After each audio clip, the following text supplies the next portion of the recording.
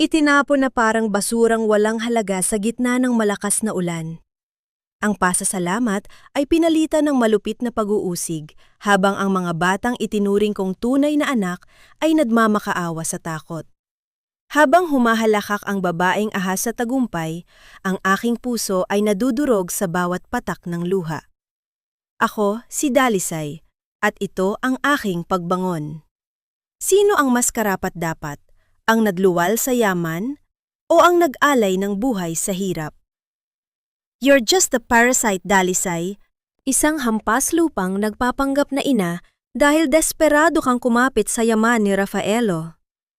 Ang mga salitang yon ay parang latay ng latigo na bumasag sa katahimikan ng malawak at malamig na silid-aklatan ng mansyon. Hindi nakaimik si Dalisay. Nanatili siyang nakayuko habang ang kanyang mga daliri ay mahigpit na nakahawak sa isang mamahaling polo na kulay asul.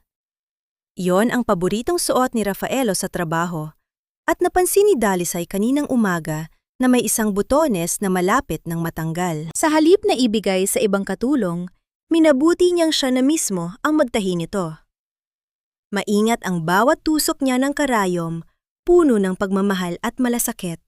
Iniisip na sa simpleng paraang ito ay gagaan ang pakiramdam ng lalaking gabi-gabing hindi nakakatulog dahil sa pangungulila sa yumaong asawa. Ngunit ang init ng pagmamahal na inilaan niya sa bawat tahi ay biglang naging yelo dahil sa talim ng titig ni Isabela. Nakatayo ang Donya sa kanyang harap. Suot ang isang pulang bestida na tila sumisimbolo sa panganib. At ang bango ng kanyang mamahaling pabango ay tila sumasakal sa hangin na sinusubukang langhapin ni Dalisay. Ang dulang ng karayom na hawak ni Dalisay ay bumaon sa kanyang sariling daliri. Ramdam niya ang munting hapdi at ang pagusbong ng isang butil ng dugo.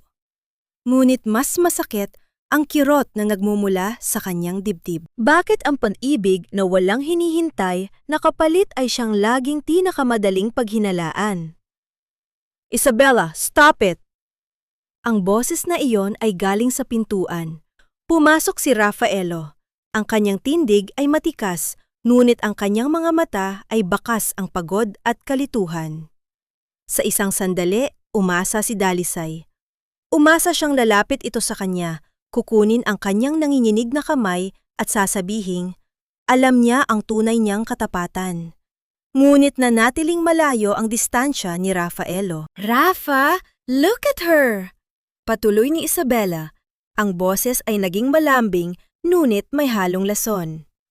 I caught her again, holding your clothes like some obsessed woman. At hindi lang yan. Nakita ko rin siyang pabalik-balik sa kwarto ng mga bata kahit tapos na ang oras ng trabaho niya. She's trying to replace their mother, Rafa. She's manipulating Alon, Bituin, and Cielo para isipin nilang siya ang kailangan nila. Tumingin si Rafaelo kay Dalisay. Ang tingin na iyon ay hindi puno ng galit, kundi ng isang uri ng pagkadismaya na mas masakit pa sa anumang sampal. Dalisay, totoo ba ito?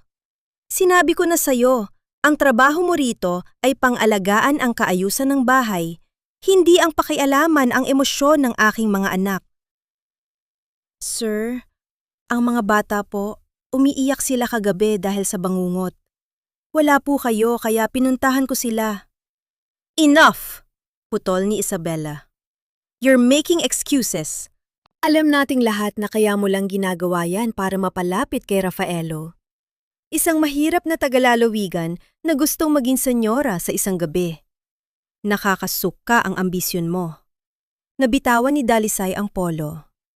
Ang butones na kanina lang ay maingat niyang tinatahi ay gumulong sa makintab na marmol na sahig, lumilikha ng isang mahinang tunog ng pagbagsak na tila sumasalamin sa kanyang sariling dangal. Ang bawat tibok ng kanyang puso ay tila isang mabigat na hakbang patungo sa isang madilim na bangin. Tumingin siya sa kanyang mga palad, ang mga palad na naghugas ng sugat ng mga bata, ang mga palad na nagtimpla ng kape ni Rafaelo sa madaling araw, at ang mga palad na ngayon ay tila marumi sa paningin ng mga taong pinaglilingkuran niya. Napansin ni Dalisay ang isang munting ngiti sa labi ni Isabela habang nakatalikod ito kay Rafaelo.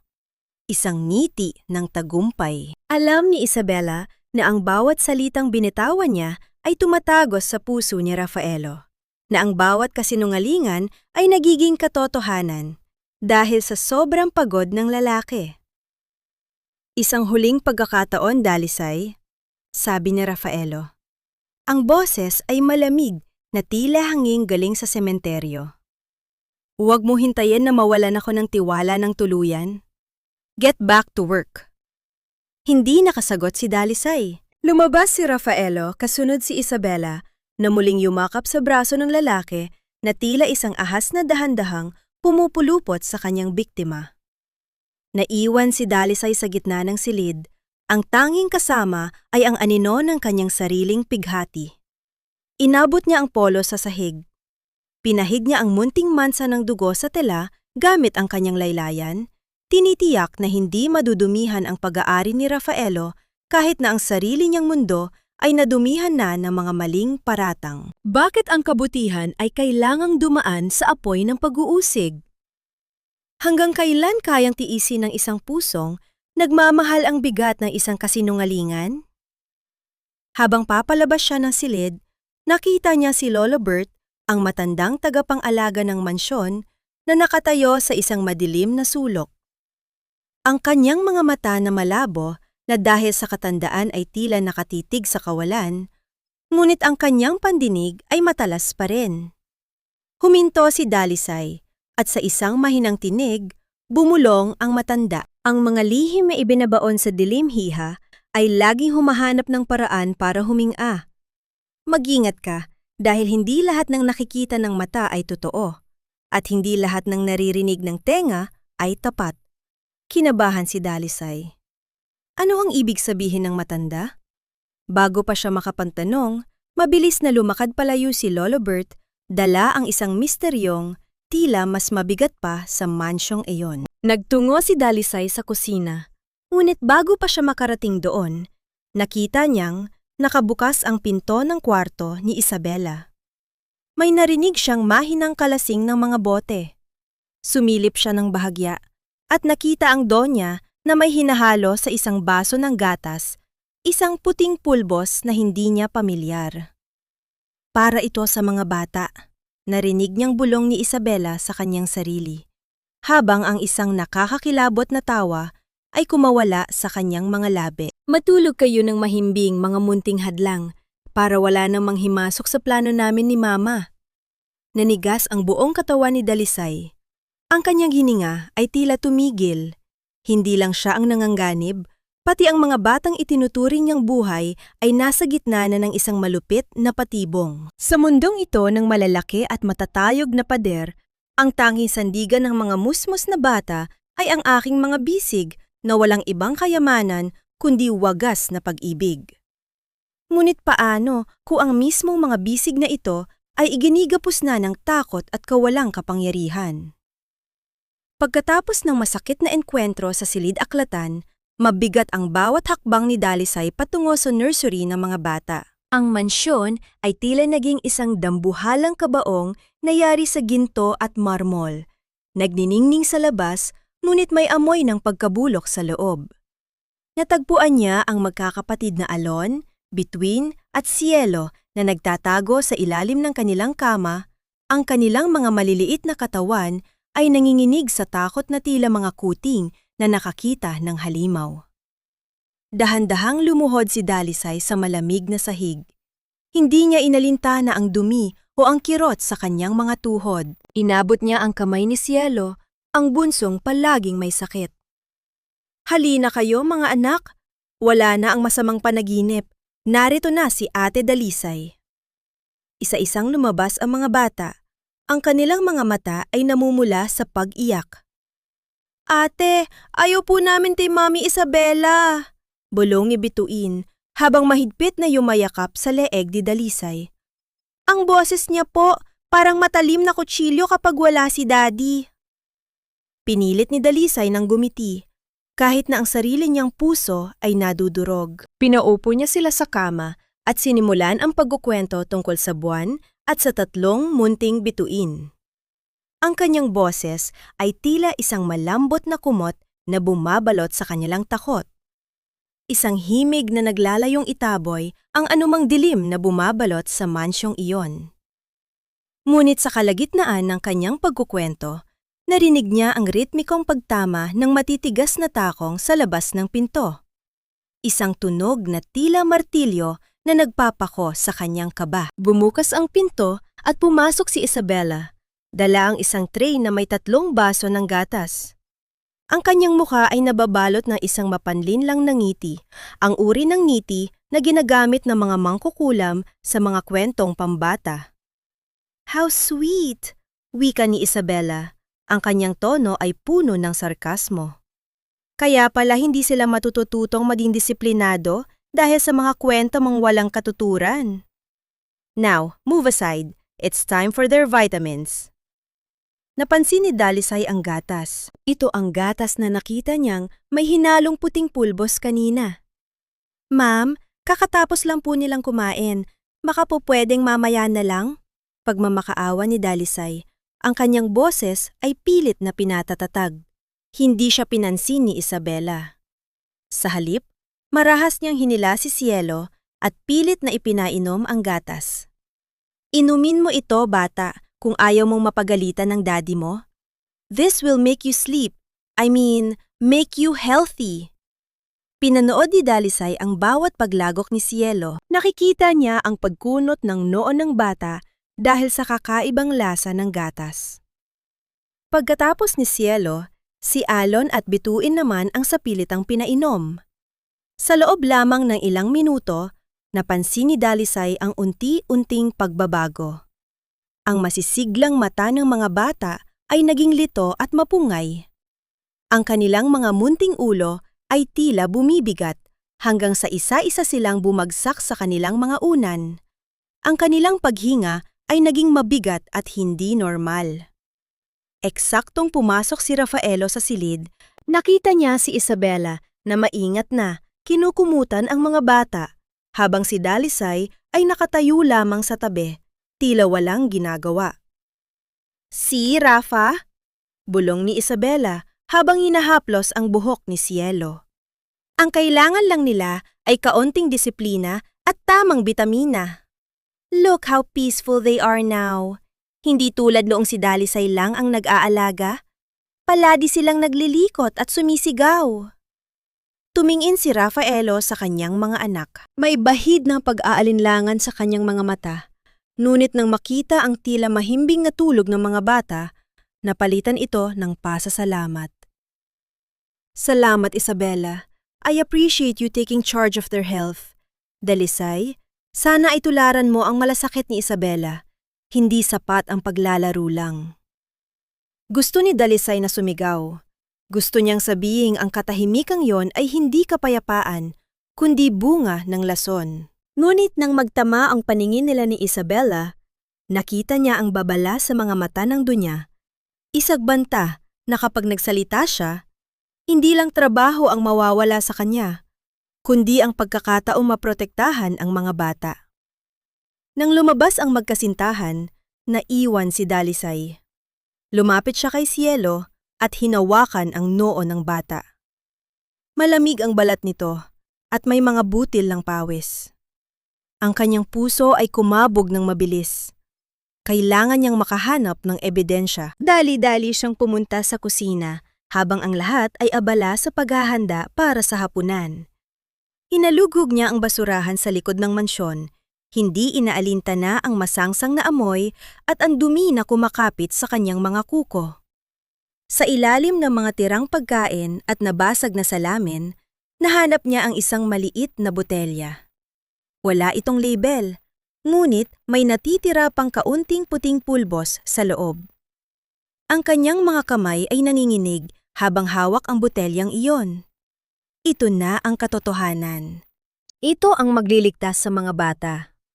Ngunit, bago pa niya maibulsa ang bote, isang kamay na kasing lamig ng bakal ang humablot sa kanyang braso.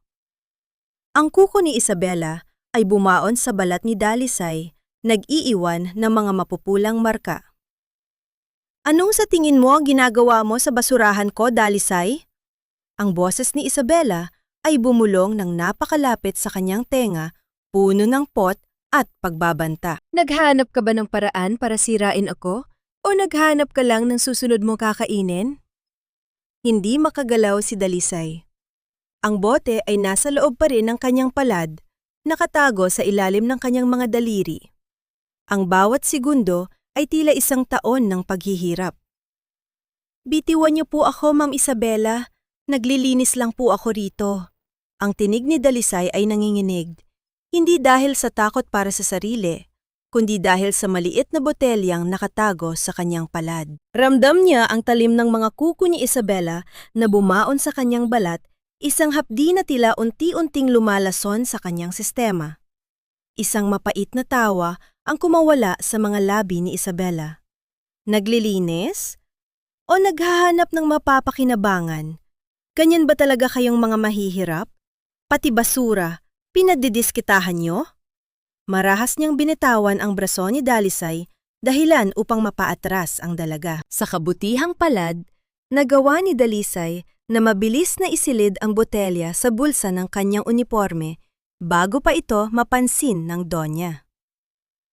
Lumipas ang ilang oras at ang mansyon ay napuno ng ingay ng paghahanda para sa isang marangyang dinner party. Ang bango ng nilulutong pagkain ay humahalo sa amoy ng mga sariwang bulaklak na idiniliber para sa mga bisita ni Rafaelo. Ngunit para kay Dalisay, ang bawat dekorasyon ay tila isang balat-kayo lamang upang itago ang bulok na katotohanan sa loob ng bahay. Inutusan ni Isabela si Dalisay na magsilbi ng alak sa mga panauhin. Habang naglalakad sa gitna ng mga taong nakasuot ng mamahaling alahas at disenyo, ramdam ni Dalisay ang kanilang mga mapanghusgang tingin. Siya ang mansa sa gitna ng kanilang perpektong mundo. Be careful with the vintage wine, Dalisay. Malakas na wika ni Isabela sa gitna ng pag-uusap ng mga bisita, sapat na para marinig ng lahat. Baka madumihan mo ng dumi galing sa basurahan. Alam niyo ba, Rafa, nahuli ko siyang naghahalungkat sa likod kanina? I think we should check our silverware later. Ang mga bulungan ng mga bisita ay tila mga bubuyog na sumusugod sa pandinig ni Dalisay. Namula ang kanyang mga pisngi sa tindi ng hiya.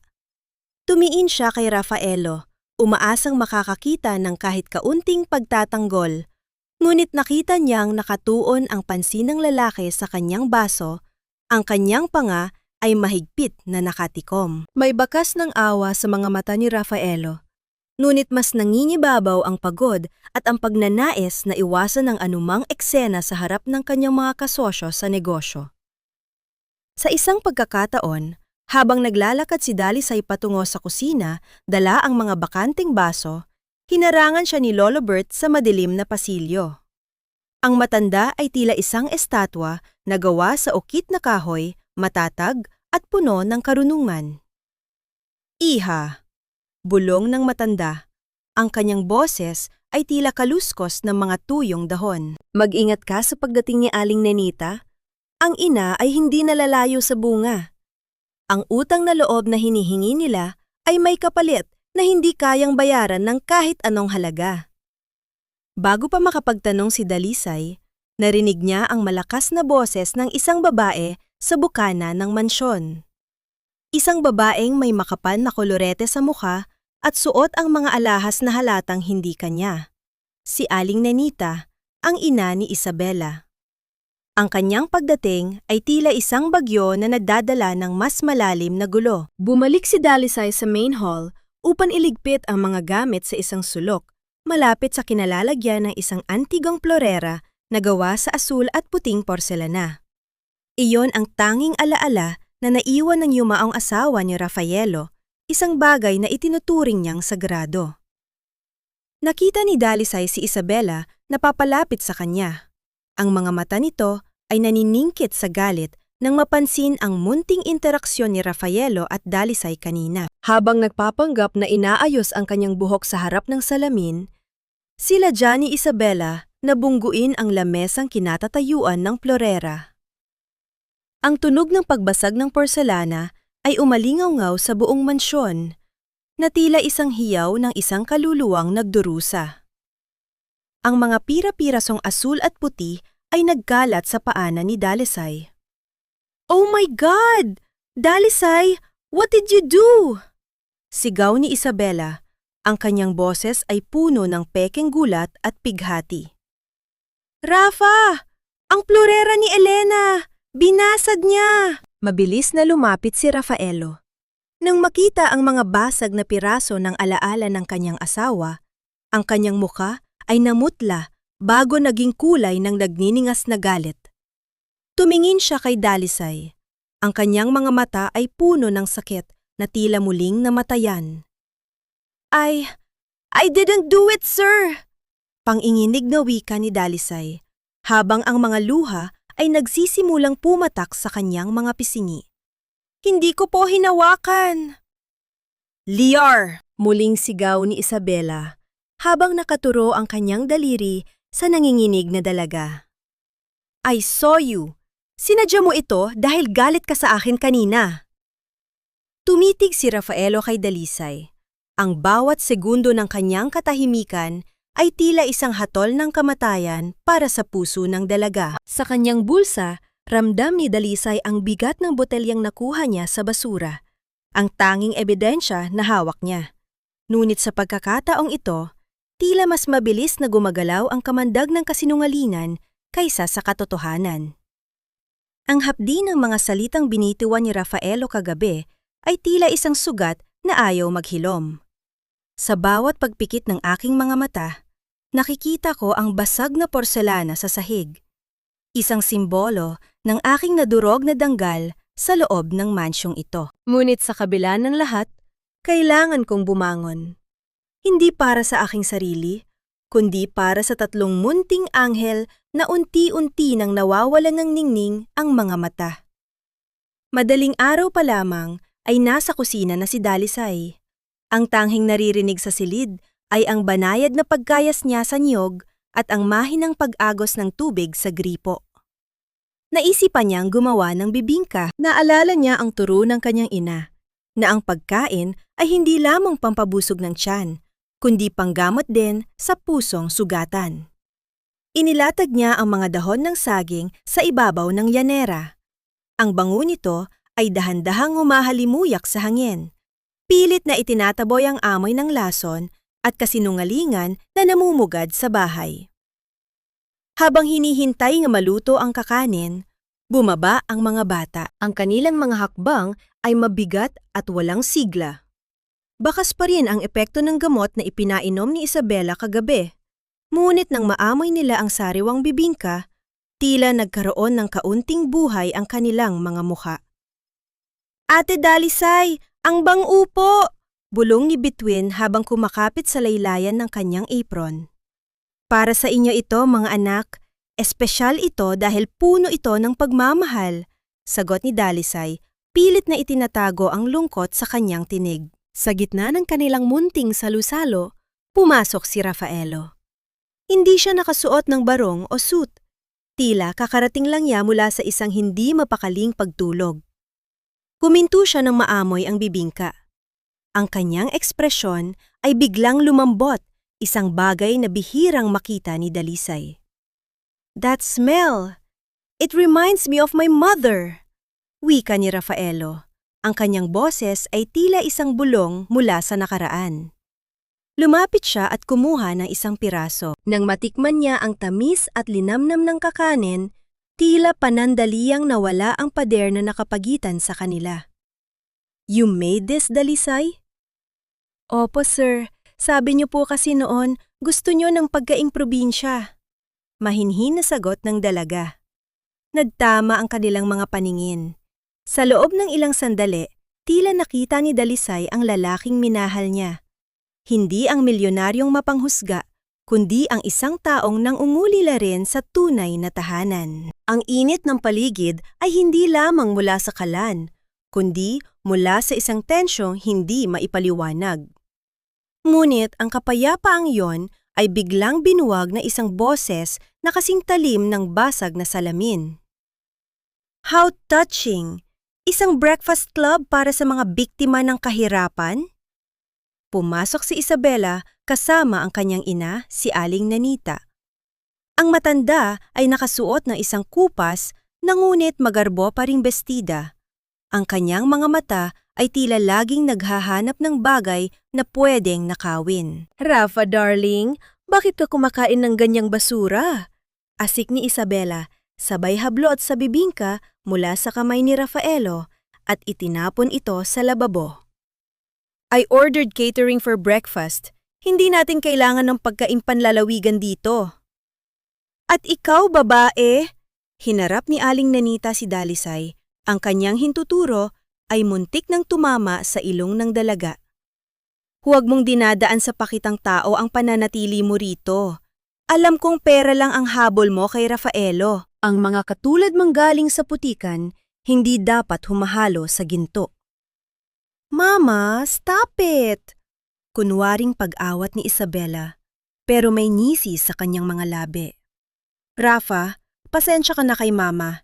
Nag-aalala lang siya dahil baka kung ano ang ipakain niyan sa mga bata. You know, hygiene issues. Tumalikod si Rafaelo. Ang init ng emosyon kanina ay muling naging yelo. Hindi siya kumibo. Tila hinahayaan na lamang ang dalawang babae na tapakan ang pagkatao ni Dalisay. Isang munting kamay ang humawak sa braso ni Rafaelo. Si Cielo yon, ang bunsong anak. Daddy, please don't be mad at Ate Dalisay. Masarap po ang luto niya. Gusto niyo po, hati tayo? Inabot ng bata ang kalahati ng kanyang bibingka sa ama, habang ang kanyang mga mata ay nakatingin kay Dalisay ng may wagas na pagmamahal. Tumitig si Rafaelo sa anak, pagkatapos ay kay Dalisay. May kung anong kumurot sa kanyang puso, ngunit mabilis niya itong iwinaksi nang tawagin siya ni Isabela para sa kanilang lakad. Nang sumapit ang gabi, hindi makatulog si Dalisay. Lumabas siya sa harden para kumuha ng sariwang hangin at para na rin isipin ang kalagayan ng kanyang ina sa probinsya. Ngunit sa ilalim ng malaking puno ng mangga, sa pinakamadilim na bahagi ng bakuran, may napansin siyang dalawang figura. Nanliit ang mga mata ni Dalisay. Nakita niya si Isabela. Hindi ito ang Isabelang malambing kay Rafaelo. Ang kanyang mga kilos ay balisa at agresibo. May kausap siyang isang lalaki. Isang lalaki nakasuot ng itim na jacket at tila nag-aabot ng isang sobre. Siguraduhin mong hindi ito palalayasin ng mga gwardiya. Narinig ni Dalisay ang pabulong na boses ni Isabela. Kailangan nating matapos ang paglipat ng mga dokumento bago ang kasal. Kapag nakuha ko na ang pirma ni Rafaelo, wala na akong pakialam sa mga batang yan. Nagtago si Dalisay sa likod ng isang poste. Ang kanyang puso ay tila gustong kumawala sa kanyang dibdib. Sino ang lalaking iyon? At anong mga dokumento ang tinutukoy ni Isabela? Mamatay tao ka, Dalisay. Bakit mo ako itinulak? Gusto mo ba kaming patayin na magiging anak ko? Ang hiyaw na iyon ni Isabela ay tila isang matalim na kidlat na bumasag sa kapayapaan ng mansyon. Ngunit bago pa man dumating ang sigaw na yon, si Dalisay ay tahimik na nasa itaas ng hagdanan, bitbit ang isang palanggana ng maligamgam na tubig at malinis na bimpo. Katatapos lang niyang punasan si Cielo na muling nakaramdam ng panghihina dahil sa bitamina na ipinainom ni Isabela. Ang tanging hangad ni Dalisay ay maibsan ang hirap ng bata, kahit na ang sarili niyang katawan ay hapong-hapon na sa maghapong pagtatrabaho at pag-iwas sa matatalim na salita ni Aling Nanita. Sa isang iglap, nagbago ang lahat. Tinawag siya ni Isabela sa bukana ng engrandeng hagdanan na yari sa Nara. Nang makalapit si Dalisay, nakita niya ang isang kakaibang kislap sa mga mata ng donya.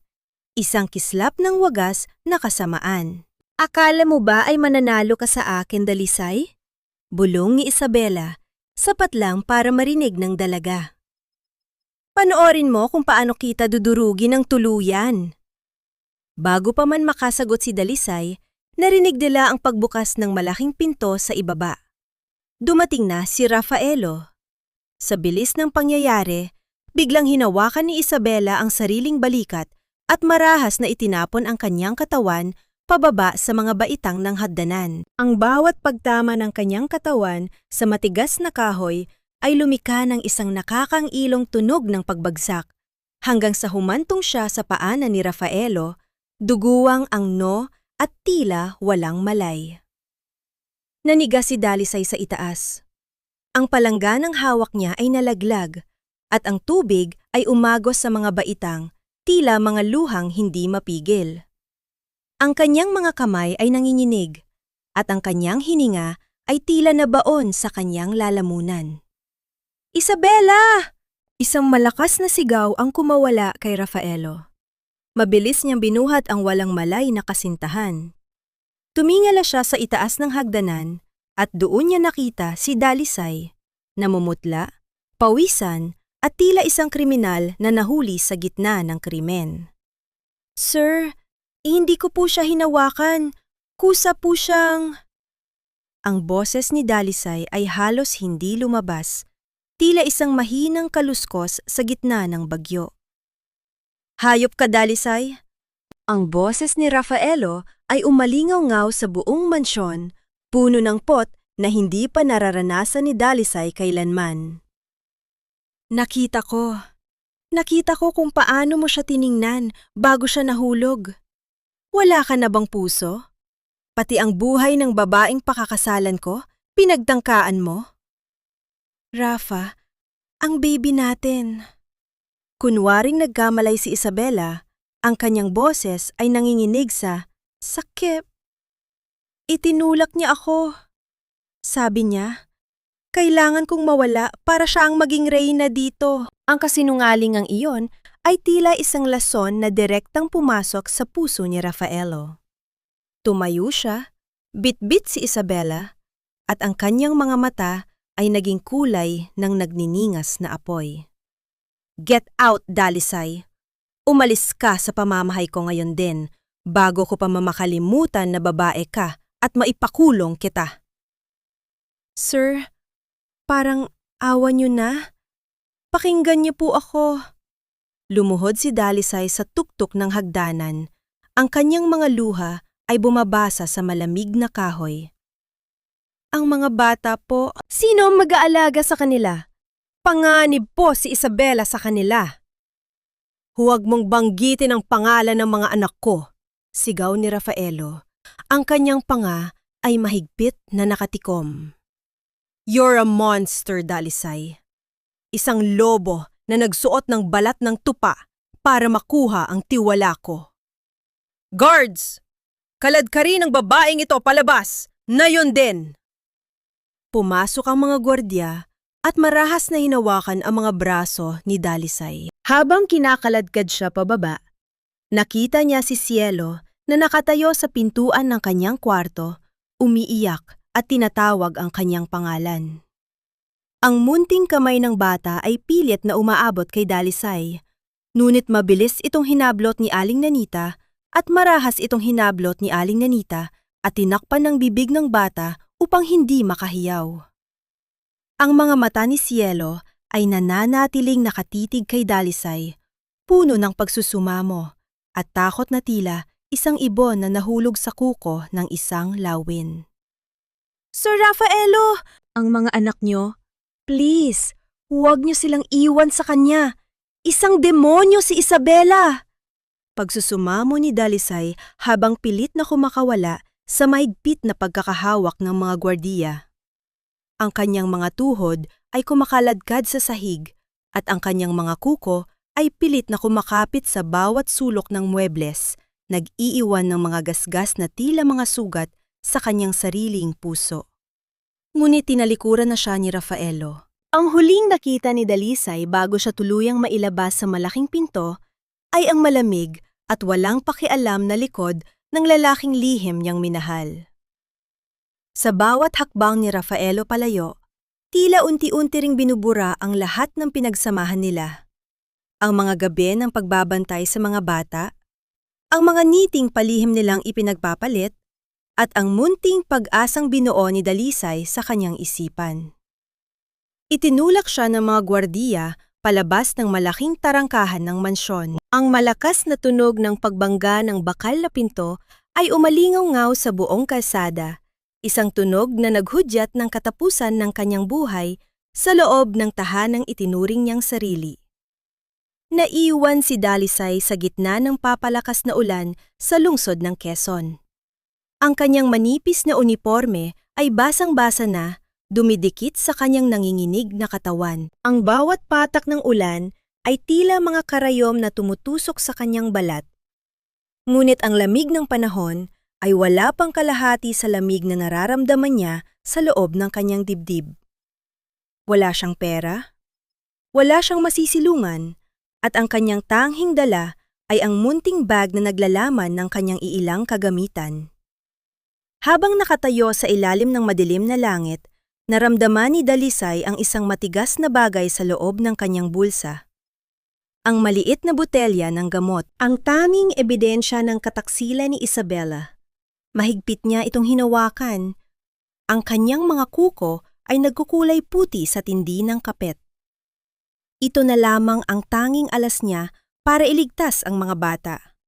Ngunit paano niya ito magagamit kung ang lahat ng pintuan ay nakasara na para sa kanya?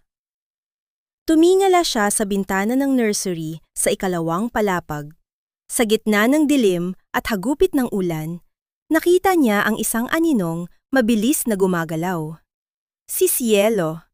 Ang bata ay nakadikit sa salamin ng bintana. Ang kanyang muka ay namumutla at ang kanyang maliliit na kamay ay pilit na humahawak sa kanyang sariling lalamunan, tila naghahabol ng hininga. Ang puso ni Dalisay ay tumigil sa pagtibok. Alam niya ang senyales na iyon. Isang matinding asthma attack.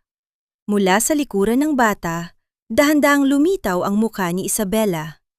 Hindi ito tumatawag ng saklolo. Sa halip, ang dunya ay nakatayo lamang doon, malamig na pinapanood ang paghihirap ng bata habang hawak ang inhaler ni Cielo sa kanyang kamay.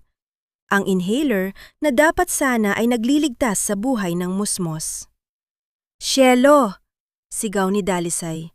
Ngunit ang kanyang boses ay agad na nilamon ng dagundong ng kulog. Dahan-dahang gumagsak ang maliit na katawan ni Cielo mula sa bintana, nawalan ng malay at tuluyang nawala sa paningin ni Dalisay. Ang huling nakita ng dalaga ay ang mapanuring ngiti ni Isabela bago nito dahan-dahang isara ang kurtina. Paano ililigtas ni Dalisay ang isang buhay kung siya mismo ay itinapon na sa gitna ng kawalan?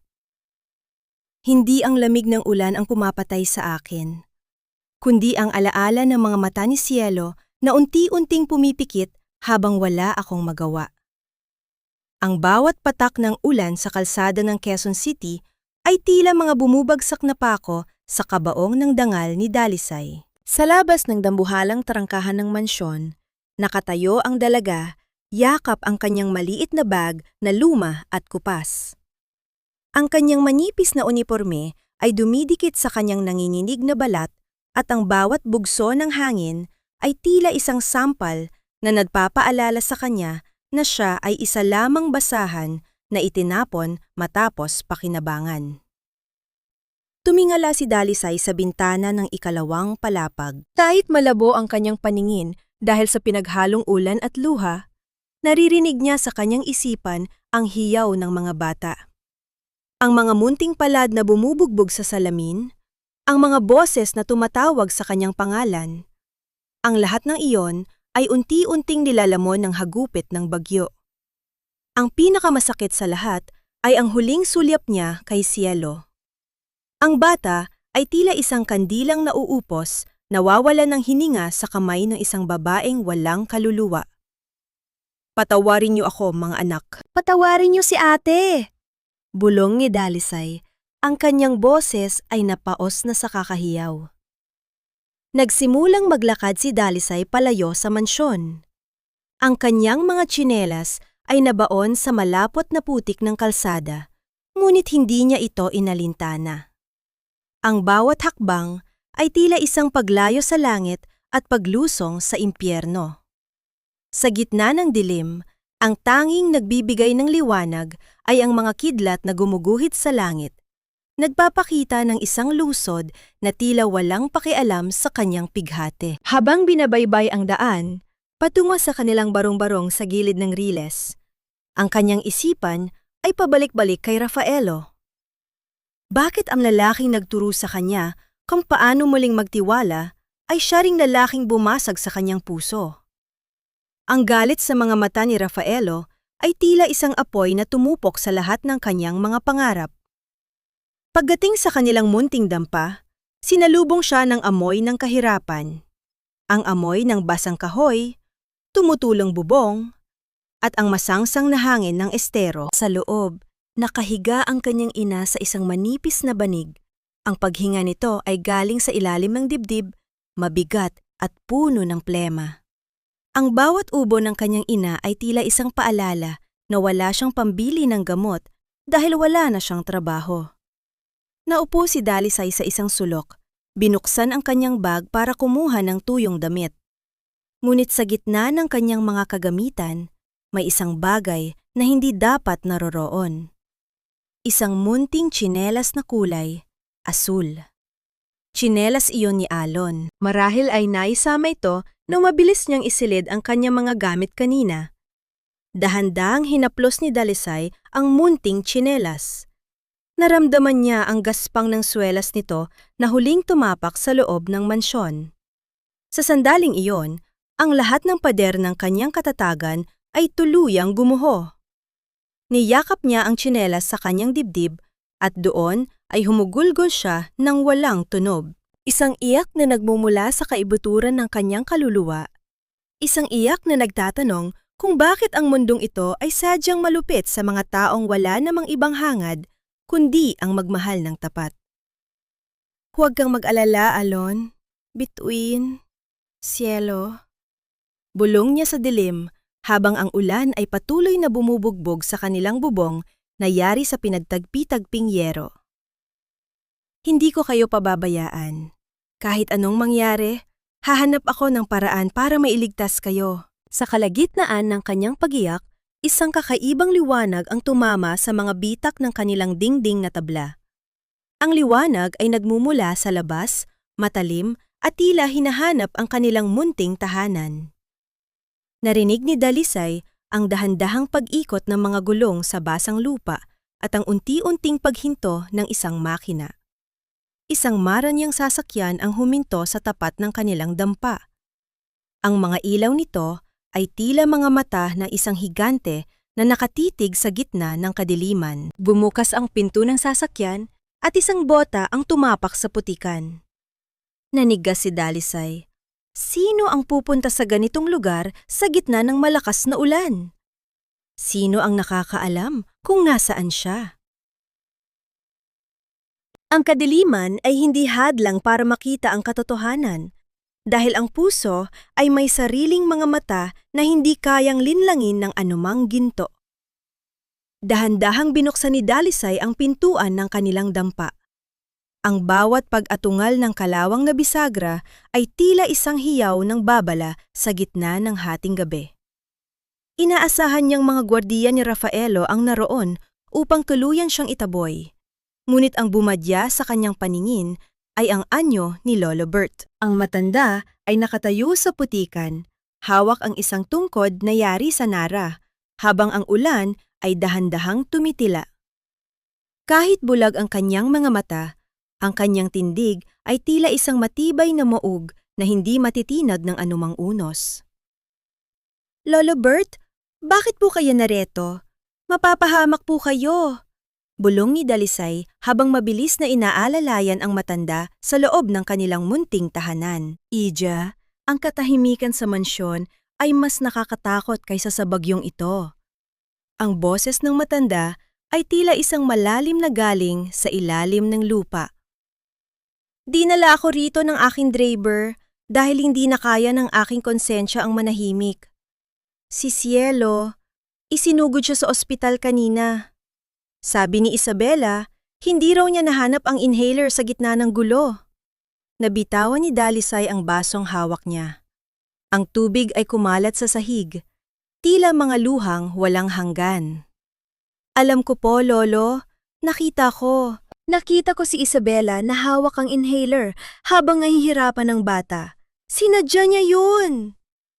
Sa kabilang dako, sa loob ng isang pribadong kwarto sa ospital, ang hangin ay mabigat sa amoy ng gamot at kawalang pag-asa.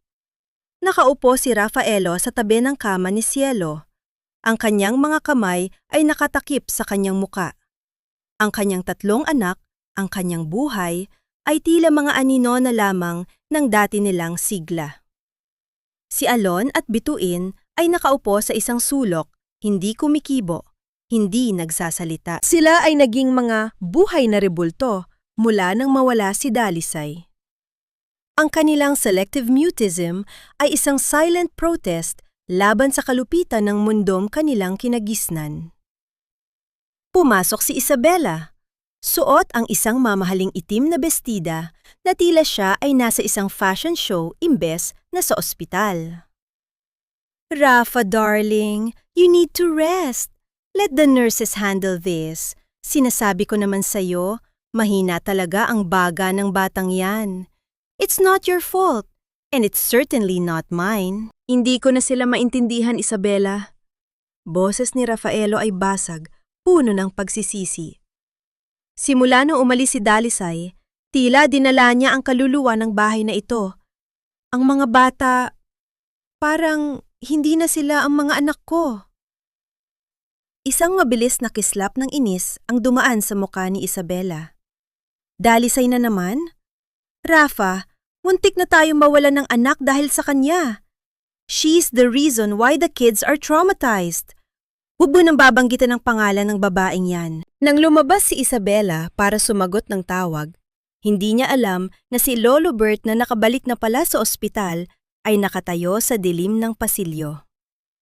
Ang matanda ay may hawak na maliit na digital recorder sa loob ng kanyang bulsa. Isang kagamitang hindi inaasahang pag-aari ng isang bulag na katulong. Yes, Mama!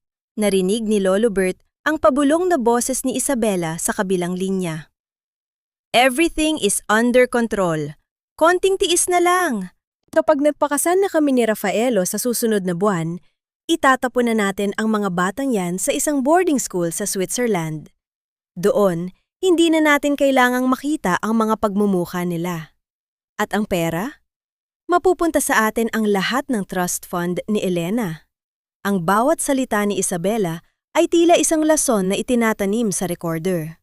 Ang kanyang tawa ay kasing lamig ng tiles ng ospital. Ngunit may isang bagay na nagpabagabag kay Lolo Bert. Nabanggit ni Isabela ang tungkol sa isang dokumento sa loob ng kanyang locked drawer sa mansyon.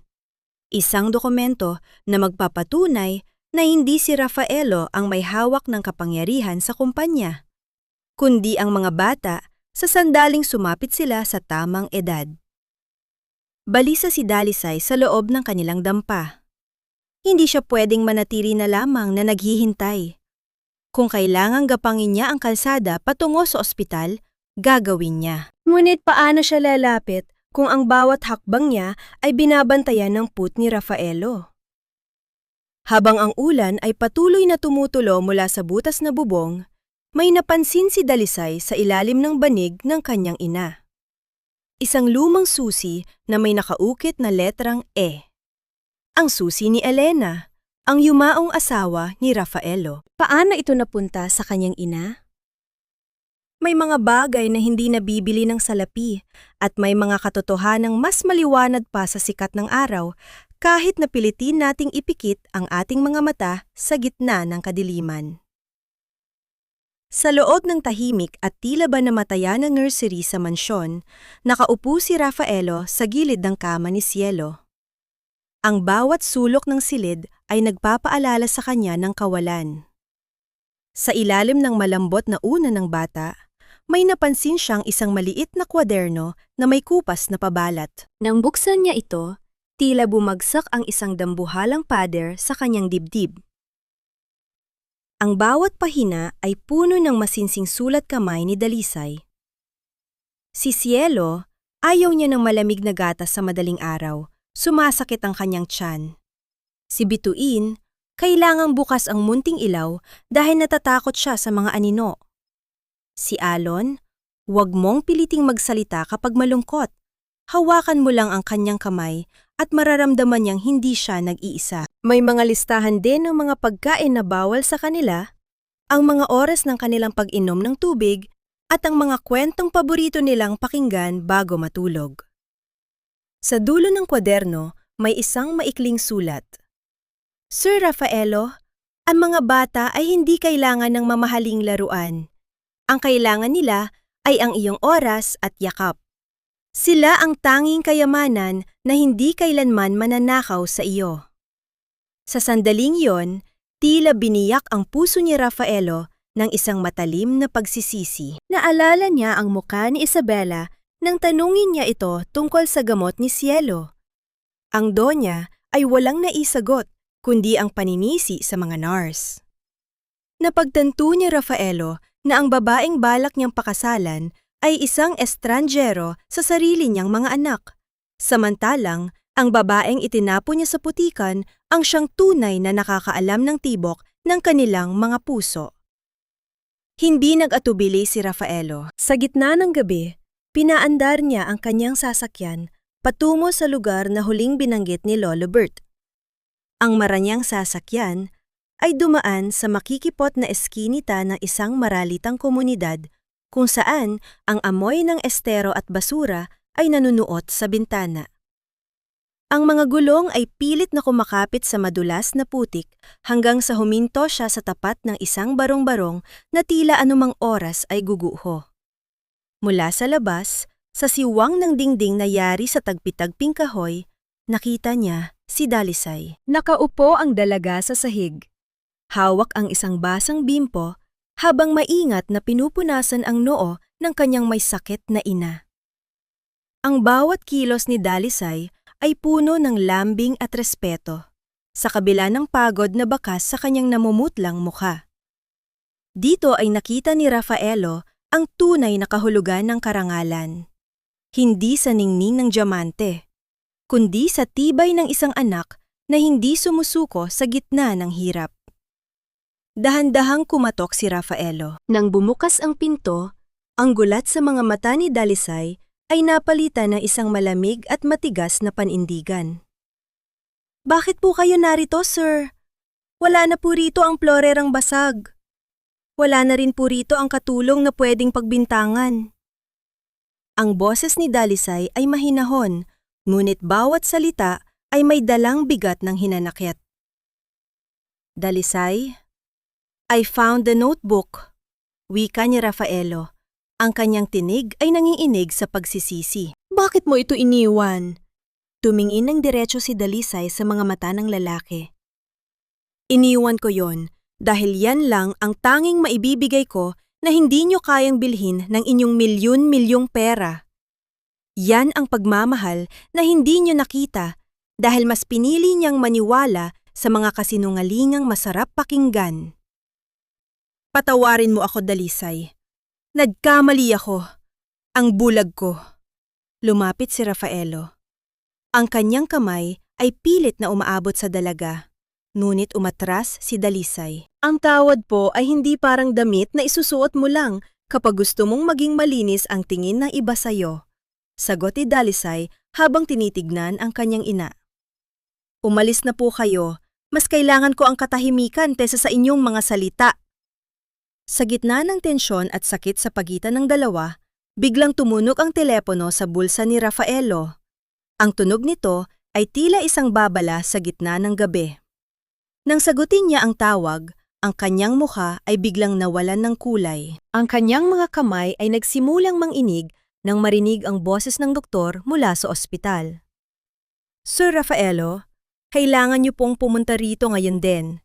Si Cielo, hindi na po maganda ang kanyang lagay. Ang kanyang baga ay tuluyan ng sumasara at hindi tumatalab ang mga gamot. We need to decide on an emergency procedure and we need his biological father here immediately. Nabitawan ni Rafaelo ang telepono sa basang lupa. Ang kanyang mga mata ay napuno ng luha habang nakatingin kay Dalisay. Cielo, he's not breathing well, Dalisay. Mawawala na ang anak ko. Ang mundo ni Dalisay ay tila huminto sa pag-ikot. Sa gitna ng kanyang galit kay Rafaelo, ang tanging ng hibabaw ay ang mukha ng munting batang tumatawag sa kanya ng ate. Ang kasinungalingan ay parang isang madilim na anino. Gaano mo man ito piliting itago, laging may liwanag na maglalantad sa tunay nitong anyo. Sa loob ng ICU ng ospital, ang tanging maririnig ay ang ritmikong tunog ng mga makinang nagbabantay sa bawat hininga ni Cielo. Ang amoy ng gamot at antiseptiko ay tila lalong nagpapabigat sa hanging nilalanghap ni Rafaelo. Sa gitna ng silid, nakahiga ang munting bata. Tila isang lantang bulaklak na anumang oras ay pwedeng mabawi ng hangin. Ang kanyang muka ay nangingitim na sa kakulangan ng oksiheno at ang kanyang maliliit na kamay ay mahigpit na nakakuyong. Lafa, darling! You're finally here! Patakbong lumapit si Isabela kay Rafaelo, ang kanyang mga mata ay pilit na nagpapalabas ng luha. Sinasabi ko naman sa'yo, ginawa ko ang lahat. Pero itong mga doktor, parang walang alam. They can't even make him breathe. Hindi sumagot si Rafaelo. Ang kanyang paningin ay nakatitig sa pintuan kung saan dahan-dahang pumasok si Dalisay. Ang dalaga ay suot pa rin ang kanyang basang uniforme mula sa ulan. Ang kanyang buhok ay gulo-gulo, ngunit ang kanyang mga mata ay nag-aapoy sa determinasyon. Anong ginagawa ng babaeng yan dito? Sigaw ni Isabela. Ang kanyang boses ay naging matinis na tila isang gasgas sa plaka. Guards! Palabasin niyo ang kriminal na yan! Hayaan niyo siya! Ang boses ni Rafaelo ay mahinahon, ngunit may otoridad na hindi matatanggan. Dalisay, please, save my son! Nilapitan ni Dalisay ang kama ni Cielo. Nakita niya ang mga doktor na tila sumusuko na dahil sa matinding panic attack ng bata na lalong nagpapasara sa kanyang baga. Hindi gumamit ng daha si Dalisay.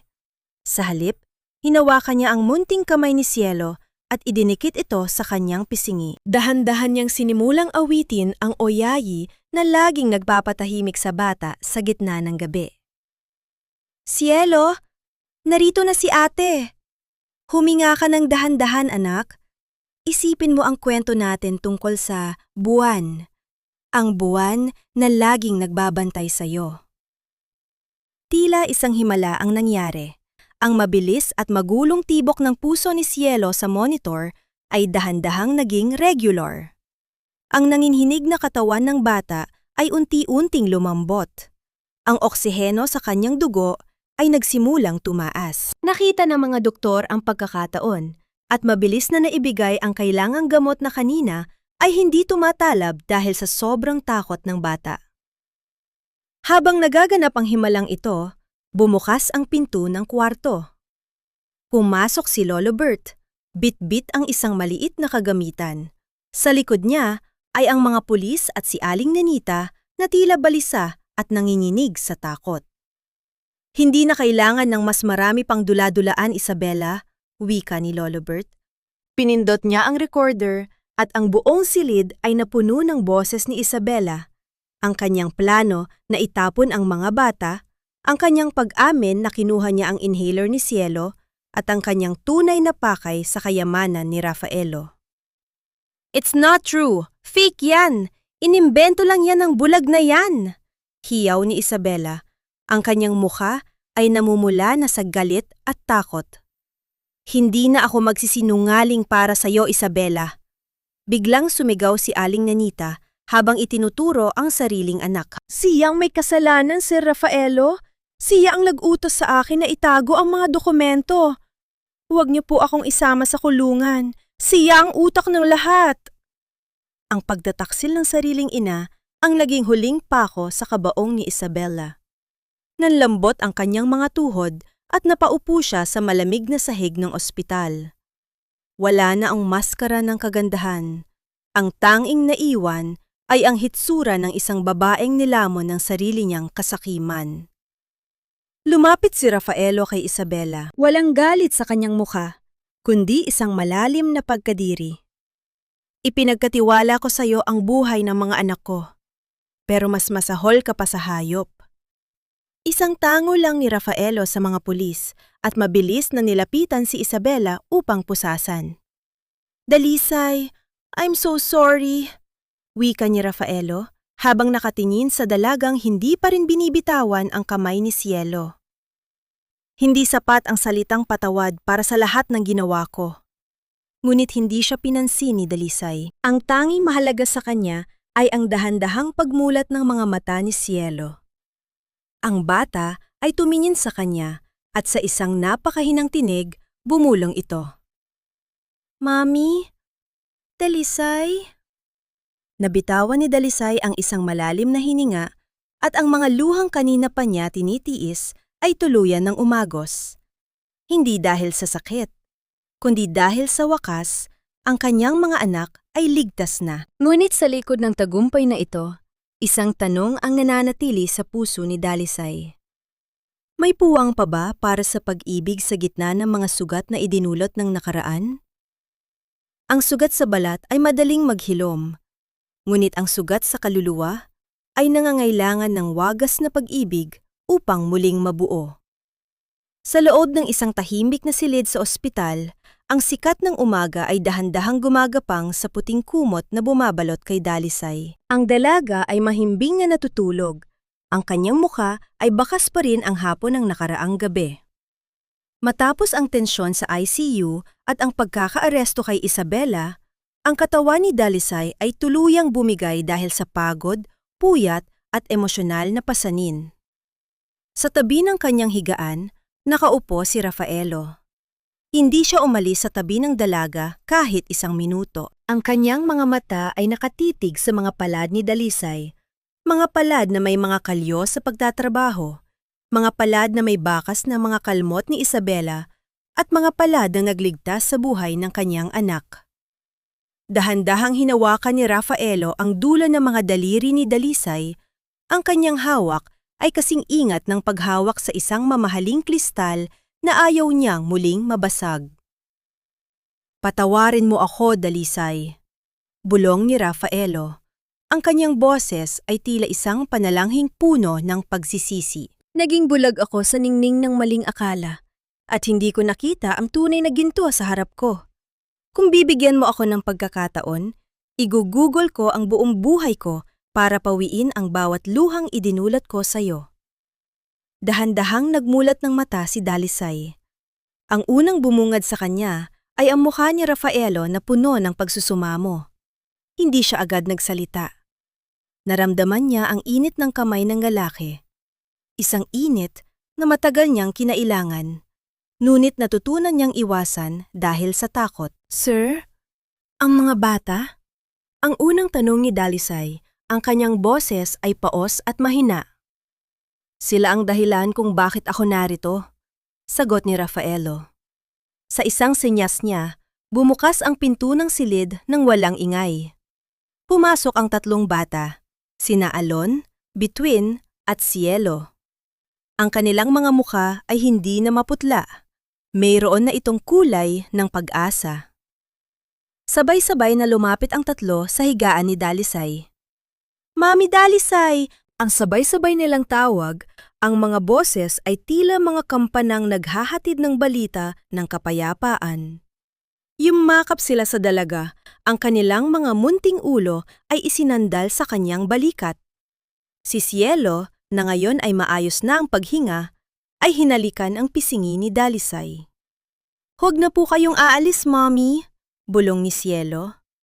Kahit po wala kaming laruan, basta narito kayo, masaya na kami. Sa sandaling iyon, ang lahat ng pait at hinanakit sa puso ni Dalisay ay tila natunaw na parang yelo sa ilalim ng sikat ng araw. Tumingin siya kay Rafaelo at nakita niya ang isang luhang dahan-dahang pumatak mula sa mata ng lalaki, isang luha ng pagpapakumbaba. Tumayo si Rafaelo at lumuhod sa tabi ng kama ni Dalisay sa harap ng kanyang mga anak. Dalisay, hindi ako karapat-dapat na hilingin ito, pero kailangan kita. Kailangan ka namin. Hindi bilang isang katulong, kundi bilang ang babaeng kukumpleto sa aming tahanan. Will you give me a chance to start over? Para maging pamilya tayo sa hirap at sa ginhawa? Ang katahimikan sa silid ay napuno ng damdamin. Hinaplos ni Dalisay ang buhok ng mga bata bago dahan-dahang inabot ang kamay ni Rafaelo. Ang bawat hibla ng kanyang pag-aalinlangan ay napalitan ng katiyakan. Ang pag-ibig po, Sir Rafaelo, ay hindi isang bagay na hihingi ka lang ng tawad at ayos na ang lahat. Ito ay isang mahabang proseso ng pagbuo muli ng tiwala. Handa akong maghintay, Dalisay, kahit gaano katagal, pangako ni Rafaelo. Inilapit niya ang kanyang muka at idinikit ang kanyang noo sa noo ni Dalisay. Isang banayad at langmantik na sandali, kung saan ang kanilang mga hininga ay nagtagpo, isang pagpapatunay na ang unos ay lumipas na at ang bahaghari ay nagsisimula ng mabuo. Sa kalagitnaan ng kanilang pagyakap bilang isang pamilya, isang nurse ang kumatok ng mahina sa pinto. Ang mukha nito ay may dalang isang ngiti na tila may magandang balita. Ma'am Dalisay, gising na po ang nanay niyo sa kabilang kwarto. Hinahanap po kayo. Sabi ng doktor, isang milagro ang nangyari dahil bumalik ang sigla ng kanyang puso matapos marinig ang balitang ligtas na kayo. Nagliwanag ang mukha ni Dalisay. Ang huling piraso ng kanyang pighati ay tuluyan ng nabura. Napayakap siya ng mahigpit kay Rafaelo at sa pagkakataong ito, hindi na siya natatakot. Alam niyang sa bawat hakbang niya pasulong, mayroon na siyang kasama na hindi na muling bibitaw. Ang mahinahong paghampas ng mga alon sa pampasig ng Batangas ay lumilikha na isang himig na tila nagpapakalma sa bawat pusong naroroon. Ang amoy ng alat ng dagat ay humahalo sa bango ng mga sariwang bulaklak ng kalyasuchi na nakakalat sa buhanginan. Wala ritong marangyang mga chandelier o malalaking pader ng mansyon. Ang tanghing bubong nila ay ang malawak at asul na langit at ang tanghing saksi ay ang sikat ng araw na dahan-dahang humahalik sa ibabaw ng tubig. Nakatayo si Dalisay sa harap ng isang munting altar na gawa sa puting kahoy. Ang kanyang suot ay isang simpleng bestida na yari sa telang lino. Walang mga kumukutitap na diamante, ngunit ang kanyang mukha ay nagniningning sa ligaya na hindi kayang bilhin ng anumang yaman. Sa kanyang tabi, naroon ang kanyang ina, nakaupo sa isang silya. Maayos na ang pangangatawan at may bakas ng matatamis na ngiti habang pinapanood ang kanyang anak. Dahan-dahang lumapit si Rafaelo. Wala na ang suot niyang mamahaling suit na tila baluti ng kanyang pagiging milyonaryo. Suot niya ang isang puting barong na manipis at ang kanyang mga mata ay nakatuon lamang kay Dalisay. Sa bawat hakbang niya sa ibabaw ng puting buhangin, tila iniiwan na niya ang lahat ng bigat ng kanyang nakaraan. Ang pait ng pagpanaw ng unang asawa, ang pagkakamali ng bulag na pagtitiwala, at ang lamig ng kanyang dating pagkatao. Kuminto si Rafaelo sa tapat ni Dalisay. Hinawakan niya ang mga kamay ng dalaga. Ang kanyang mga daliri ay marahang sumusuntok sa pagitan ng mga daliri nito. Ang init ng kanilang mga palad ay nagtatagpo, isang tahimik na sumpaan na hindi na sila muling maghihiwalay. Sa harap ng Diyos at ng ating pamilya, simula ni Rafaelo, ang kanyang boses ay nanginginig sa lalim ng emosyon. Ipinapangako ko na ang bawat hininga ko ay ilalaan ko para sa inyong apat. Hindi ko nahahayaang may anumang dilim na pumasok sa ating tahanan. Dalisay, ikaw ang nagturo sa akin na ang tunay na pundasyon ng isang bahay ay hindi semento at bakal, kundi ang wagas na pag-unawa at pag-ibig. Isang banayad na halik ang idinampi ni Rafaelo sa noo ni Dalisay, isang kilos na puno ng respeto at pagsamba. Pagkatapos ay sabay-sabay na lumapit ang tatlong bata, sina Alon, Bituin at Cielo. Sila ay nakasuot ng maliliit na bersyon ng damit ng kanilang ama at ina. Ang kanilang mga tawa ay tila mga himig na mga ibon na malayang lumilipad sa hangin. Si Cielo ay may hawak na isang munting puno ng nara sa loob ng isang paso, ang kanilang simbolo ng matatag at lumalaking pamilya na sama-sama nilang itatanim sa kanilang bagong bakuran. Niyakap ni Dalisay ang kanyang bagong pamilya. Habang nakasandal ang kanyang ulo sa balikat ni Rafaelo, naramdaman niya ang marahang paghaplos ng hangin sa kanyang mukha. Naalala niya ang gabi ng unos, ang lamig ng ulan sa labas ng mansyon, at ang sakit ng pagiging mag-isa. Ngunit ang lahat ng iyon ay tila isang malabong panaginip na lamang. Ang bawat sugat ay nag-iwan ng pilat. Ngunit ang mga pilat na iyon ang nagpapaalala sa kanya kung gaano siya naging matatag. Sa di kalayuan, nakaupo si Lolo Bert sa isang sulok, nakikinig sa masayang ingay ng pamilya. Ang kanyang mga labi ay may munting ngiti. Alam niyang ang hustisya ay nakamit na. Si Isabella ay nahaharap sa mahabang panahon sa likod ng rehas, at ang katotohanan ay tuluyan ng nagpalaya sa kanila. Habang ang araw ay dahan-dahang lumulubog sa abot tanaw, nagkukulay kahel ang buong paligid. Ang 5 anino sa buhanginan ay nagiging isa. Ang paglalakbay ni Dalisay mula sa hirap patungo sa tagumpay ay hindi nagtapos sa pagiging mayaman, kundi sa pagiging malaya, malayang magmahal, malayang magpatawad, at malayang maging isang ina. Ang tunay na tahanan ay hindi gusaling gawa sa yaman, bulong ni Dalisay sa hangin habang mahigpit na nakakapit sa braso ni Rafaelo, kundi ang bawat sandaling magkakasama tayo, puno ng pag-asa at pagmamahalan.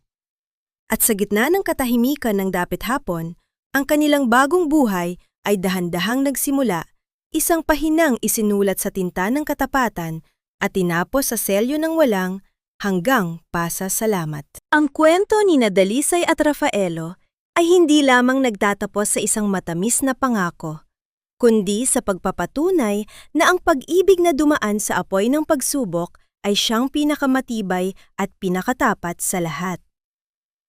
Sa bawat isa sa inyo na nanatili at nakinig hanggang sa huling sandaling ito, tanggapin ninyo ang aking pinakamalalim na pasasalamat. Ang paglalakbay na ito ay hindi ko tinahak ng mag-isa dahil kasama ko kayo sa bawat patak ng luha ni Dalisay at sa bawat munting ngiti ni Alon, Between at Cielo. Habang isinusulat ko ang mga tagpong ito, lalo na ang gabi ng unos kung saan itinapon si Dalisay sa labas ng mansyon, habang pilit na humahabol ng hininga ang mga bata, nadama ko rin ang hapdi sa aking sariling dibdib. May mga bahagi ng kwentong ito na hinugot ko mula sa tunay na karanasan at mga nasaksihang sakripisyo ng mga taong malapit sa aking puso. Ito ay isang paalala na ang katotohanan ay madalas natatabunan ng mga mapanlinlang na salita. Ngunit sa huli, ang liwanag ng katapatan ay palaging makakahanap ng paraan upang sumikat. Ang pag-ibig, pagpapatawad at pag-asa ay parang isang munting butil ng binhi na itinanim sa gitna ng tigang na lupa. Kailangan itong dumaan sa dilim at mabasa ng ulan bago ito tuluyang mamulaklak at maging isang matatag na puno. Ang pagpapatawad ay hindi tanda ng kahinaan, kundi isang sulo na naglalayong magpalaya sa pusong matagal nang nakakulong sa pait ng kahapon. Ngunit bago tayo tuluyang magpaalam sa pamilya ni Dalisay, nais kong iwanan sa inyo ang isang katanungan na hanggang ngayon ay nagbibigay ng pagninilay sa aking isipan. Kung ikaw ang nasa kalagayan ni Dalisay, matapos ang lahat ng paghihirap, pang-aapi at paninirang puri, kaya mo rin bang buksan ang iyong puso at patawarin ang taong naging dahilan ng iyong pagdurusa? O mas pipiliin mo bang lumayo at bumuo ng bagong buhay ng mag-isa? Sana ay nag-iwan ang kwentong ito ng isang munting apoy ng pag-asa at inspirasyon sa inyong mga puso habang kayo ay abala sa inyong mga gawain. Nais naming marinig ang inyong mga saloobin, kaya huwag ninyong kalimutang iwanan ang inyong mga komento sa ibaba. Ang inyong mga like at pag-share ng video na ito ay nagsisilbing inspirasyon para sa amin na patuloy na lumikha ng mga kwentong may saysay at damdamin. Maraming salamat sa inyong walang sawang suporta. Hanggang sa muli nating pagkikita sa susunod na kwento ng buhay at pag-ibig. Manatili tayong puno ng pag-asa.